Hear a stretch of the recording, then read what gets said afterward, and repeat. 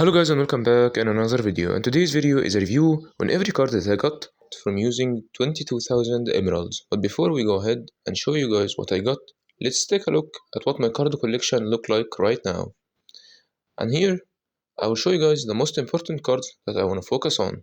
First of all, I hope to get as many epic cards as possible because most of them are very good, especially the health ones, because I don't have any of them. Secondly, I want to focus on the gambling cards because they help you a lot to push through chapters. And I also want to upgrade my basic cards that increases damage, defense and HP, so hopefully I get some of them. I highly advise you guys to spend your emeralds only when this challenge comes around, because it makes significant difference in the percentage of getting the card that you want.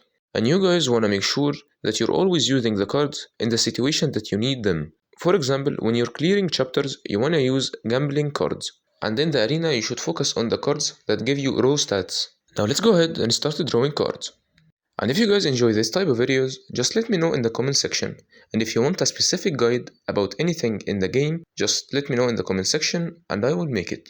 And now I will leave you guys with the rest of the draws. Don't forget to like and subscribe, and see you guys in the next video.